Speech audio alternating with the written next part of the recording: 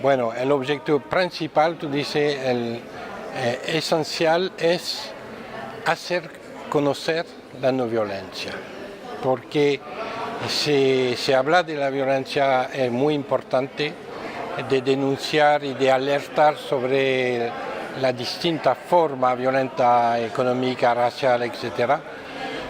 Hoy se sabe, pero es curioso, pero no se habla de no violencia, no se habla de la metodología, no se habla de la cultura no violenta que se podría generar para la gente.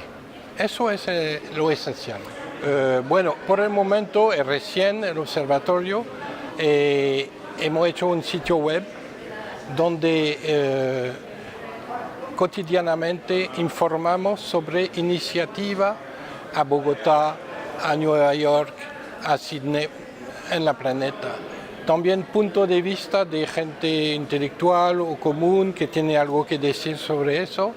También reseña de libros que de día en día se agrandece y que son referencia por la gente. Bueno, el sitio web es una parte de transmisión de lo que se hace hoy en el mundo. Y no es negligible, no es negligible en francés, no es mucho, hay mucha iniciativa, mucho más que se ve. Y el otro objetivo es el laboratorio que hemos creado, hay 3.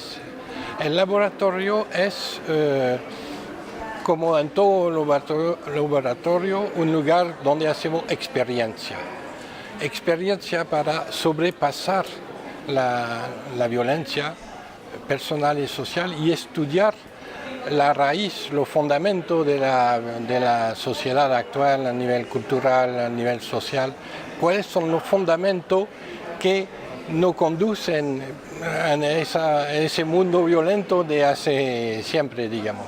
El tercer objetivo que hay dentro de esto es Violentos Anónimos. Estamos lanzando el proyecto de crear lugar donde la gente puede venir, anónimo o no, para admitir que tienen ira incontrolable, cosas simples a veces, pero que no molestan mucho y que a veces se traducen en espiral muy violenta en el cotidiano. Entonces, encontrar otra persona que tiene misma dificultad, como en el espíritu de violento como alcohólico anónimo. Eso, la posibilidad de encontrarse para sobrepasar eso. Bueno, los antecedentes, cuando empecé en el corriente humanista universalista en los años inicio de 80, se hablaba poco, teníamos que argumentar mucho para entender lo que estaba la no violencia. Incluso se hablaba mucho más de fuerza armada y lo intelectual justificaba la violencia. Entonces estaba en un mundo muy violento que justificaba la violencia. Entonces me puso a actuar con los humanistas, me puso a hacer actividad en mi barrio y poco a poco en otro país, en Rumania, 10 años en África, para ayudar a la gente a entender ese concepto. Y cuando había la marcha mundial por la paz y la no violencia, yo fui ahí al final a Chile y me quedé en el país algunos años. Y como no es mi país, yo estaba un poco como en una gruta, me puso a escribir por necesidad quizás, ordenar mis ideas sobre ese tema y salió el libro, que para mí hoy, después descubrí que es la necesidad que tengo de persuadir a la gente de tomar esa vía de la no violencia, porque todos tenemos que ganar con eso, incluso los ricos. Ya hay una intención, hablamos mucho nosotros de intencionalidad,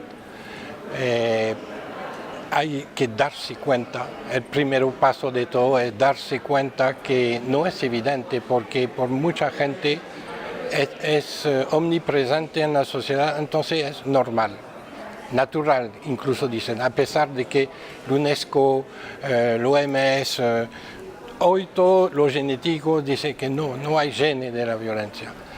Entonces, el primer paso es conducir a una persona a reconocer su violencia. Es mucho más fácil decir que el otro es violento. Tu violencia es inadmisible, la mía es comprensible, digamos. Todavía estamos en eso. Hay freno para pasar a un nivel de conciencia más elevado, ¿no? Y se traduce en la vida cotidiana, en traducción de violencia que no sabemos manejar.